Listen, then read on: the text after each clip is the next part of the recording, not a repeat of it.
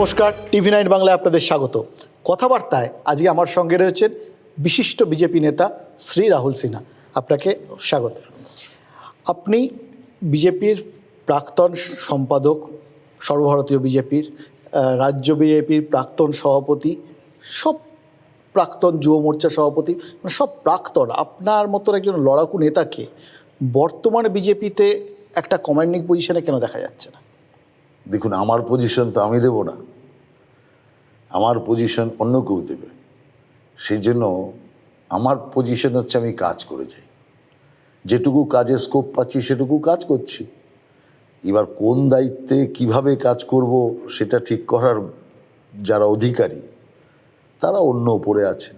অতএব তারা যখন মনে করবেন যে বিশেষ কোনো দায়িত্ব দেওয়া দরকার তো দায়িত্ব দেবেন। যদি মনে করে বিশেষ দায়িত্ব দেওয়ার দরকার নেই, পার্টি মেম্বার হিসাবে যতটুকু যা কাজ করা দরকার ততটুকু কাজ করা, সেই কাজই করব। খারাপ যখন সময় ছিল তখন আপনি লড়াই করেছিলেন, তারপর একটা জায়গায় পার্টি পৌঁছেছে। এই অবস্থায় মানে দায়িত্বের বাইরে থাকতে নিজের খুব খারাপ লাগে না? দেখুন, বিষয়টা হচ্ছে যে খারাপ সময়ে পার্টিটাকে করেছি, মানে যখন আমি প্রেসিডেন্ট হতে রাজি হয়েছি, তার আগে আমার প্রেসিডেন্টের অফার এসেছিল, কিন্তু আমি তখন রাজি হইনি। কিন্তু যখন রাজি হয়েছি তখন আমাকে সমস্ত শুভানুদ্দায়ী বা অন্যান্য লোকেরা বলছে যে আপনার মস্তিষ্ক বিকৃতি হয়ে গেছে। এই সময় যখন পার্টির ভোট পার্সেন্টেজ 1.5%, যখন লোকেরা টন্টিটকিরি করছে যে বিজেপি সাইনবোর্ড, কেউ বলছে না না বিমান বোস বলছে সাইনবোর্ড নয়, ওটা ভিজিটিং কার্ড, এই সময় কেউ দায়িত্ব নেয় আর প্রেসিডেন্টশিপের? দেখুন, আমি চ্যালেঞ্জ ভালোবাসি আর সততার সাথে নিষ্ঠার সাথে কাজ করি। কর্মকে ধর্ম হিসেবে মেনে নিয়েছি, সেই হিসাবে নিষ্ঠার সাথে কাজ করেছি আর সেই কাজে সমস্ত পার্টির কার্যকর্তাকে যুক্ত করতে পেরেছি। সবার প্রচেষ্টা এবং ইস্যু বুঝে ঠিক মতো পা ফেলার কারণে 2000 যখন 15-তে আমি ছাড়লাম, তখন পার্টির তার আগে যে লোকসভা নির্বাচন হয়েছে সেখানে 14-তে সেখানে পার্টির ভোট পার্সেন্টেজ 17-18% হয়ে গেছে এবং পার্টি একটা মানে প্ল্যাটফর্মে দাঁড়িয়ে গেছে, একটা মান্যতা পার্টি সেখানে এসছে। তো কাজ করেছি। তো আমার কথা হচ্ছে যে দেখুন, আমি যদি বলি যে খারাপ আমার কিছু লাগে না, তাহলে মানে চরম মিথ্যা বলা হবে। আমি মিথ্যা কথা বলি না নর্মালি। রাজনীতিটা করি একটা আদর্শ এবং সমাজকে পরিবর্তন করা, রাষ্ট্রকে বৈভবশালী করা, রাজ্যের মাথাকে জনসমক্ষে তুলে ধরা, সবার সামনে তুলে ধরা, এই একটা ওয়েব নিয়ে রাজনীতি করি।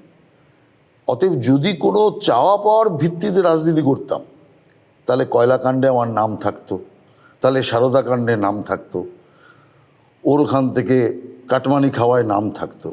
পশ্চিমবাংলায় 2-4টে নেতা যদি থেকে থাকে যাদের বিরুদ্ধে এখন পর্যন্ত কেউ এই জাতীয় কথা বলতে পারে না, যেভাবেই হোক পাবলিকের মতেই, তার মধ্যে আমি একজন পড়ি, এখনও আছি। আপনি যেটা বলছিলেন না, তার মধ্যে একটা জায়গায় আমার খুব স্ট্রাইকিং লাগলো। পদ নেই, পদের মোহ নেই, পদের মানে জায়গাটা না থাকলেও লড়াই করবেন, সেটা তো ঠিক আছে। আপনার কথায় কোথাও এটা বোঝা যাচ্ছিল যে আপনি যে রাস্তায় লড়াই করতে চান, পদ না থাকা সত্ত্বেও দলের বর্তমান পরিস্থিতিতে, সেই রাস্তাটাও কোথাও যেন পাঁচিল গেঁথে বন্ধ করে দেওয়া হচ্ছে আপনার জন্য। না না, আমি তো আপনাকে বললাম যে আপনি কাজ করতে চান, আপনি কাজ করছেন, কিন্তু নীতি নির্ধারণের দায়িত্ব তো আপনার নেই। নীতি নির্ধারণের দায়িত্বে আমি যদি দেখতে পাই যে এই নীতি অবলম্বন করলে পরে শ্রীবৃদ্ধি হবে, এই প্রতিষ্ঠানের উন্নতি হবে, কিন্তু সেই ঠিক করার দায়িত্ব আপনার উপর নেই, নীতি নির্ধারণের অধিকার আপনার উপর নেই, ওই জায়গাটা কষ্টের হয়। যারা এই নীতি নির্ধারণ করছেন এখন, তারা ঠিকঠাক করছেন বলে মনে হচ্ছে? দেখুন, ব্যাপার হচ্ছে চিন্তাধারা এক একজনের এক এক রকম, সময় বলে দেবে, পরিস্থিতি বলে দেবে এবং মোট নিটফল বলে দেবে যে যে রাস্তায় আমরা এগোচ্ছি সেই রাস্তাটা সঠিক কি বেঠিক। সেই জন্য অপেক্ষা করতে হবে। এই যে পতনের সময়টা, মানে যে সময়টা আপনি ক্ষমতার বাইরে, বা ঈশ্বর ধরলে ঈশ্বর যদি আপনাকে এখন ক্ষমতার বাইরে রেখে থাকেন, এই সময়টা কি শিখলেন আপনি? না না, এই সময়টা যেটা শিক্ষা সেটা হচ্ছে সবচেয়ে বড় জিনিস হচ্ছে ধৈর্য, সংযম, সকলকে নিয়ে কাজ করার মানসিকতা, সকলের কথা শোনার মানসিকতা। যদি এটা আমার আগেও ছিল, আমি একমাত্র লোক যার ফোন কার্যকর্তাদের একদম দূর দূরান্ত পর্যন্ত ছড়িয়ে আছে, আর কার্যকর্তা ফোন করলে আমি সে ফোন রিসিভ করি, জবাব দিই, তার সন্তুষ্ট হোক বা না হোক জবাবে, কিন্তু রেসপন্স হয়। কিন্তু এখন আমি প্রতি পদে পদে দেখি যে আমার ভুল কোনটা আছে, বা রাজনীতিতে এখন যেটা চলছে সেই চলাতে আমার চিন্তা কি আর সেটা বাস্তবায়িত হয় কি না। দেখা যাচ্ছে যে সার্বিকভাবে তৃণমূল, কংগ্রেস বা ইত্যাদি যে পলিটিক্স চলছে, তো আমি চিন্তা করি যে এখন যদি এই ইস্যুকে আমরা ধরতাম তাহলে একদিক দিয়ে লাভ হতো, তৃণমূলকে এইভাবে অ্যাটাক করা যায় তাহলে এইভাবে লাভ হতো। আলটিমেটলি ঘুরে ফিরে আমি মিলিয়ে দেখছি অঙ্কে যে না, একদম আমি যে চিন্তাভাবনাগুলো করছি অধিকাংশই ঠিক। যদিও আজকে যে সিচুয়েশন, বিজেপির সরকারে যাওয়া দরকার ছিল, কিন্তু এই সিচুয়েশনটা যারা আমার পার্টির একদম পুরনো লোক তারা জানে। আমি সল্টলেকে একটা ট্রেনিং ক্যাম্প হয়েছিল, সেই ট্রেনিং ক্যাম্পে কিন্তু আমি বলেছিলাম যে আজকের এই স্থিতি এবং বিজেপি পাওয়ারে আসতে পারে, সিপিএমের সর্বনাশ হয়ে যাবে, তৃণমূল উঠবে, এবং এইখানে বিজেপি পাওয়ারে আসবে আর তৃণমূল কংগ্রেস বিক্রি হবে। সিপিএমের চেয়েও খারাপ অবস্থা হবে। যেদিন তৃণমূল কংগ্রেস ক্ষমতা থেকে সরে যাবে সেদিন সিপিএমের চেয়েও খারাপ অবস্থা। কিন্তু তীরে এসে তরুণ ডুবে গেল। কিন্তু তারপরে এরকমভাবে পুরো পার্টিটা একটা আন্দোলন বিমুখ হয়ে যাবে, আপনি যে প্ল্যানিংগুলো করছিলেন, বলছিলেন যে এই সময় এটা করা যায়, কোনো কিছুই সেভাবে হচ্ছে না। আপনাদের যে যারা পুরনো লোক, যারা কার্যকর্তা আছেন, তারাও বেশ হতাশ। এই পরিস্থিতিটা সৃষ্টি হবে ভেবেছিলেন? না, ব্যাপারটা হচ্ছে দেখুন, এক তো হচ্ছে ইলেকশানে এরকমভাবে হঠাৎ আকস্মিক পরাজয়। আমি পরাজয়কে আকস্মিক পরাজয় বলবো, কারণ সাধারণ মানুষও জানে নিশ্চিত বিজেপি সরকার হচ্ছে, তৃণমূল জানে নিশ্চিত বিজেপি সরকার হচ্ছে, প্রশাসনও জানে নিশ্চিত বিজেপি সরকার হচ্ছে, আর বিজেপি তো জানেই। আর সেটা কি গ্রাউন্ড রিয়েলিটিকে অস্বীকার করে? গ্রাউন্ড রিয়েলিটি নয়, অনেক এর মধ্যে অনেক আছে, ভাবনা মানুষের ভুল ছিল না। আর এত লোক একসাথে ভাবলে সে ভাবনা ভুল হবে, হতে পারে না। তৃণমূলও ভুল ভাববে, তৃণমূলও জানে আমরা চলে যাচ্ছি। তো সেই কারণের জন্য সব কিছু মিলিয়ে পরিস্থিতিটা হঠাৎ একটা মানে নতুন দিকে মোড় নিল, যেটা আমাদের ক্ষেত্রে একটা ধাক্কা।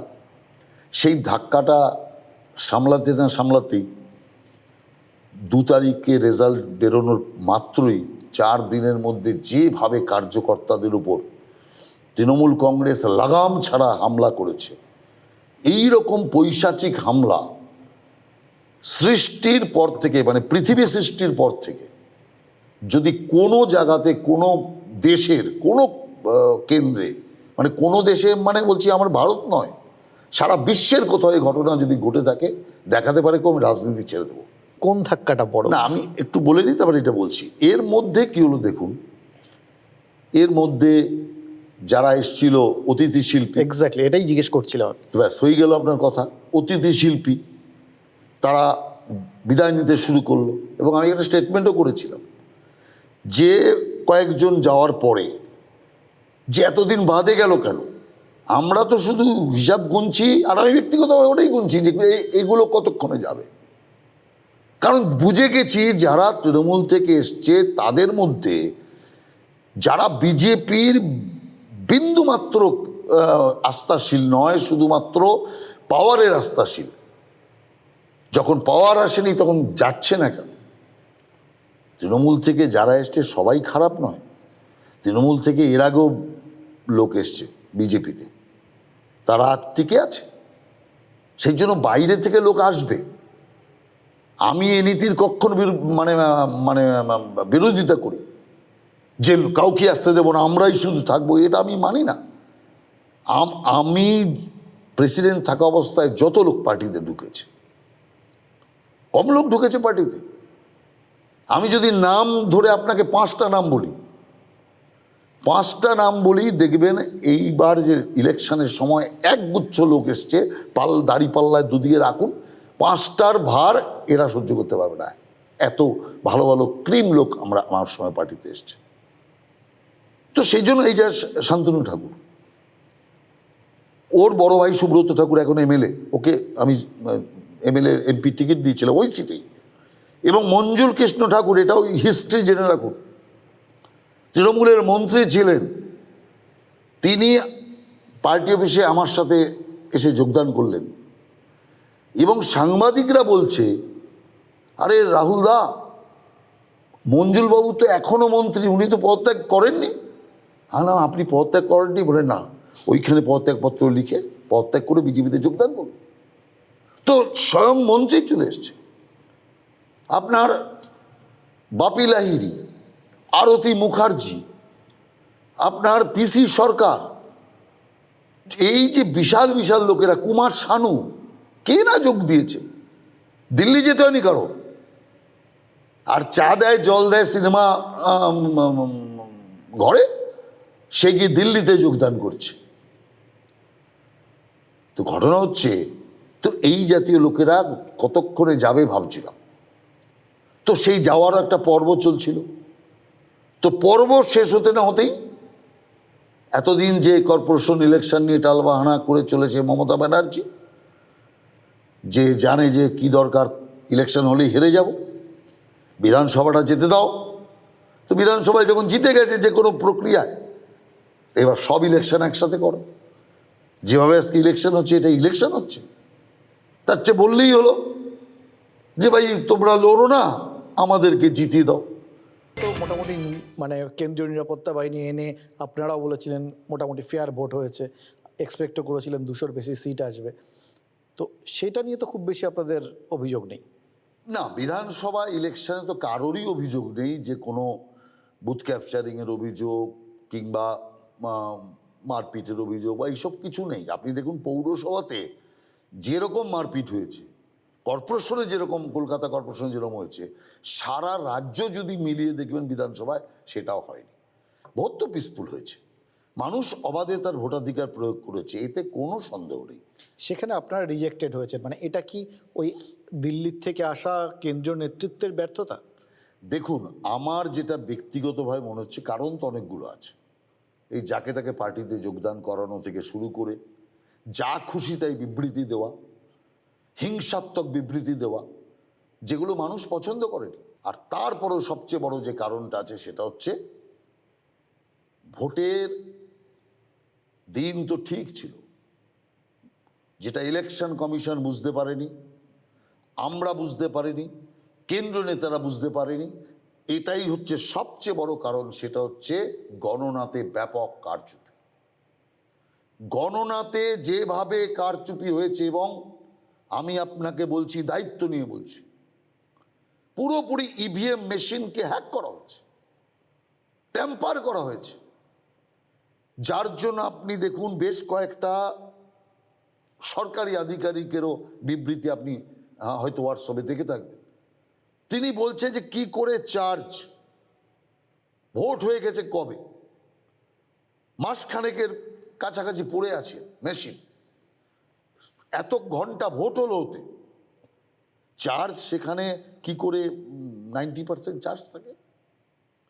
আমার কেন্দ্র আমি দেখেছি, কিন্তু তখন বুঝতে পারিনি, তখন তো এটা বুঝতে পারিনি। চার্জ আছে মানে আরো তাজা আছে এটাই ভেবেছি, কিছু তাজা মানে যে রিসেন্ট এটাকে টেম্পারিং করা হয়েছে এ ধারণা কারো ছিল না। এবং ইলেকশন কমিশন, সেন্ট্রাল ইলেকশন কমিশনের আন্ডারে গণনা, অতএব সেখানে কোনো রকম গণনার আগে সেই ইভিএম মেশিনে কিছু হতে পারে না, এটাই ধারণা ছিল। কিন্তু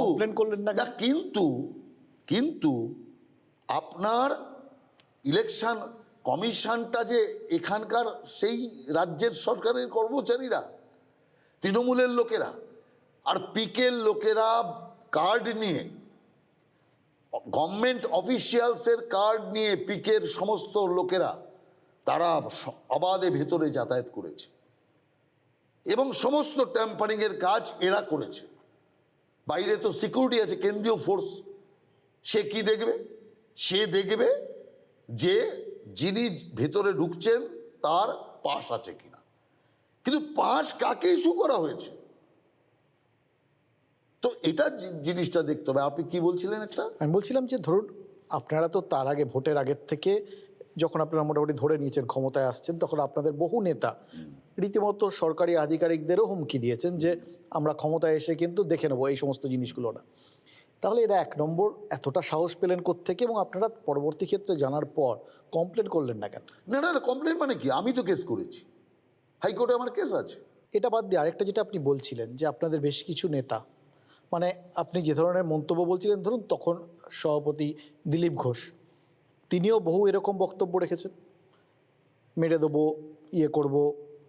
আমি সার্বিকভাবে বলছি যে চারিদিক দিয়েই একটা জেতার প্রবল আনন্দে হোক, আশায় হোক, যেভাবেই হোক কিছু বিবৃতি যেটা মানুষের মনে আবার হিংসার একটা সূচনা হতে চলেছে এরকম মানুষের মধ্যে এসছে, সেটা একটা এফেক্ট তৈরি করেছে, এতে কোনো সন্দেহ নেই।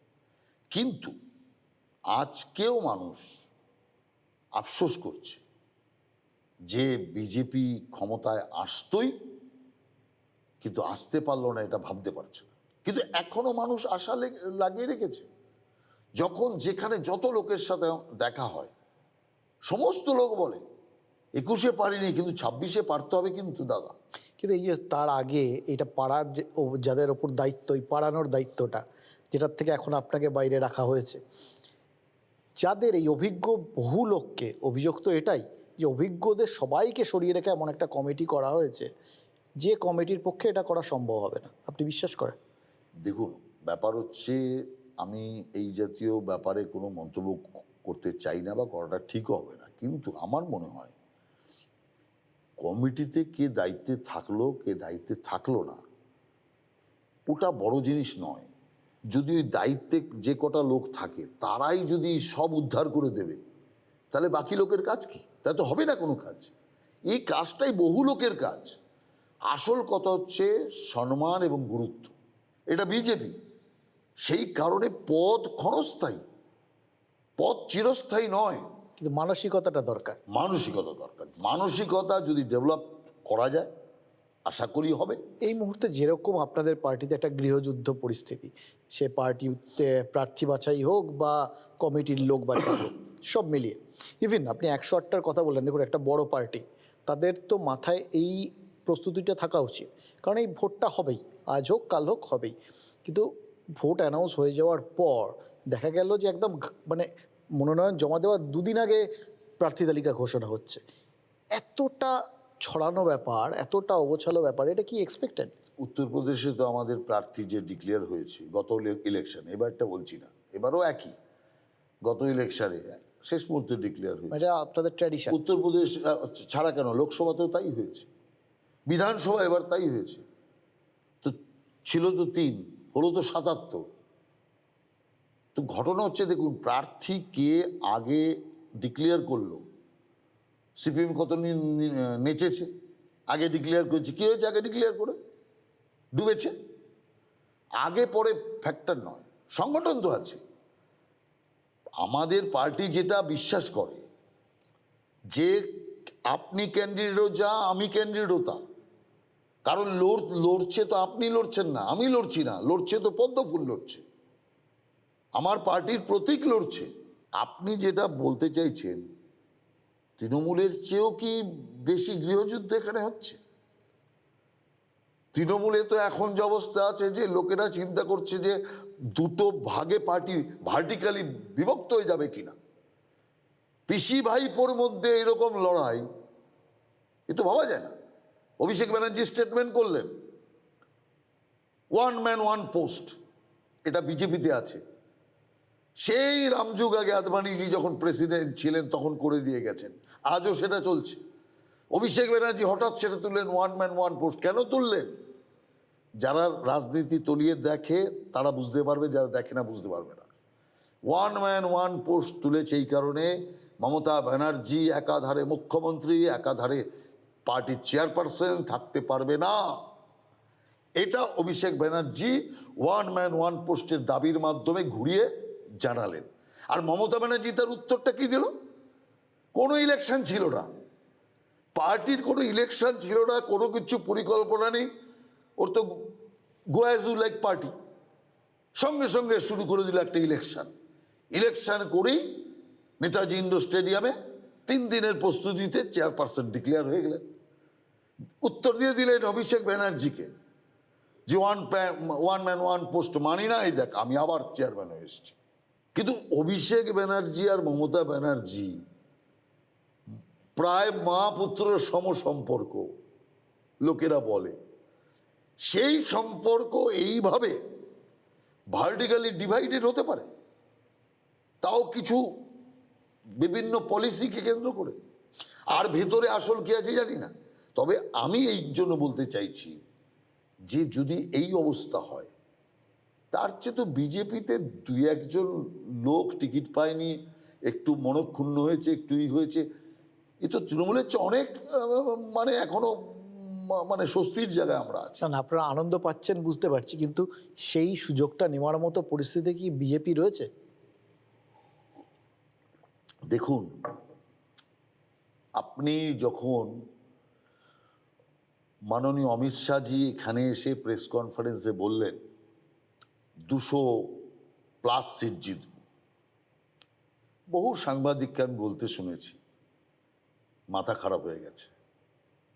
3 থেকে 200? আরে বিজেপির কি আছে এখানে? কিচ্ছু নেই। আরে বুক ঠুকে বলুন তো রাহুলদা, বুক ঠুকে বলুন তো মুখদা বলে জিজ্ঞাসা করতো সাংবাদিকরা, পাবলিকও জিজ্ঞাসা করতো আর এটা কি বললো, বিজেপি কি সেই জায়গায় আছে? হ্যাঁ, এইবার হয়তো কিছু সিট জিতবে, পরের বার কিছু হলে হতে পারে, কি করে এটা বলছে? দেখুন, সেই জায়গা থেকে পার্টি এমন জায়গায় তুলে নিয়ে আসলো, ইচ অ্যান্ড এভরিবডি বিশ্বাস করেছে, ইচ অ্যান্ড এভরিবডি 100% লোক, 100% পলিটিক্যাল পার্টি বিশ্বাস করেছে বিজেপি পাওয়ারে আসছে। কিন্তু লোকের এই প্রথম প্রশ্নটা ভুল ছিল না, সেটা তো পরবর্তীকালে কোনটা? যে এই 200 সিট না তা নয়, আকাশ কুসুম। না সেটা তো আমি বললামই, কারণ তো কিছুটা বললাম, আরও অনেক কারণ আছে। আপনার পলিসি ভুল, আপনি যে লড়াই করবেন সেই লড়াই রণনীতিতে কিছু ভুল ছিল। কাউন্টিংটাই মূলত হারার একটা বড় মাধ্যম বলে মনে করি, আর বাকি পলিসি যে যুদ্ধের রণনীতি সে তো আছে। এবার ধরুন এই বর্তমান পরিস্থিতিতে আপনারা যে জায়গাটায় দাঁড়িয়ে আছেন, আপনার কি মনে হচ্ছে যে পরবর্তী ইলেকশনের আগে আপনারা নিজেদের গুছিয়ে নিতে পারবেন? দেখুন, আমাদের পার্টিটা একটা কালীঘাটের পার্টি নয়, আমাদের পার্টিটা কুপমণ্ডক পার্টি নয়। সারা দেশ জুড়ে এ পার্টি, পুরো দেশের শক্তি কেন্দ্রীভূত হয় যখন যেখানে পার্টির বিপদ হয় সেখানে। সেই কারণের জন্য আপনি দেখুন এই ইলেকশানেও সারা দেশের মন্ত্রী, বিভিন্ন রাজ্য সরকারের এমএলএ এমপি ঘ্যান ত্যান যত আছে সব নেতা টেতা ঝাঁপিয়ে পড়েছে। আপনি কি এটাকে কি কম ভাবছেন? যদি আপনি সরকারে আমরা যাচ্ছি এই ভাবনাটা ছেড়ে দিন, যে আমরা সরকারের জন্য ট্রাই নিয়েছিলাম পারিনি, যদি এইটুকু মানসিকতা থাকে, আপনি দেখুন 77টা সিট জিতে আসা, 3 থেকে 77 এত বড় জাম্প বাংলায় কেউ কোনো পলিটিক্যাল পার্টি দিতে পারেনি, বাংলার ইতিহাসে নেই। তো ওই নম্বরটা কমছে ক্রমশ। দেখুন, অত তৃণমূল থেকে 2-4 জন যারা এসে চলে গেছে, ওই নাম্বার ওখানেই শেষ। যে বিজ্ঞাপনটা এই মুহূর্তে বিজেপি তার মতাদর্শে বিশ্বাসী বা তাদের প্রতি যারা সমর্থন জানিয়েছেন তাদের দিকে প্রায় 2.25 কোটি মানুষ, আমি যদি ভোটের অঙ্ক ধরি, তাদের সামনে তুলে ধরছে, শীর্ষস্থানীয় বেশ কিছু নেতা একে অপরের বিরুদ্ধে প্রেস কনফারেন্স করছে, কাউকে শাস্তি দিতে হচ্ছে, এটা কি ভালো বিজ্ঞাপন? দেখুন, বিষয়টা হচ্ছে, আমি আপনাকে বলি, মানুষ টোটালিটিতে দেখে। এই যে 2 কোটি, না আগে বলুন এটা ভালো কি, এটা বিজ্ঞাপনটা ভালো না 2 খারাপ? কোটি, ওটাই বলছি, 2 কোটি আপনার প্রায় 40 লক্ষ লোক বিজেপিকে ভোট দিয়েছে। তৃণমূলের সাথে আমাদের ডিফারেন্স কিন্তু বেশি নয়, 17 লাখের ডিফারেন্স আছে। সিটের ডিফারেন্স এত হতে পারে, ভোটের ডিফারেন্স কিন্তু বেশি নয়। সেই জন্য যে কোনো মুহূর্তে বাজি মারতে বেশি সময় লাগবে না। আর যারা ভোট দিয়েছে বিজেপিকে তারা কিন্তু সব তৃণমূল হয়ে যায়নি। যারা ভোট দিয়েছে তারা শুধু কপাল চাপড়াচ্ছে, এবার পারলাম না, পরের বার দেখে নেব, ঠিক আছে? সেই কারণে কে কোথায় একটা কি বিবৃতি দিল, কে কোথায় একটা পার্টির পক্ষে বিপক্ষে ভুল কাজ করলো, তাতে ওই 2 কোটির ওপরে লোক তার নীতি পরিবর্তন করে সব তৃণমূল কংগ্রেস হয়ে যাবে, এটা ভাবনা ঠিক নয়।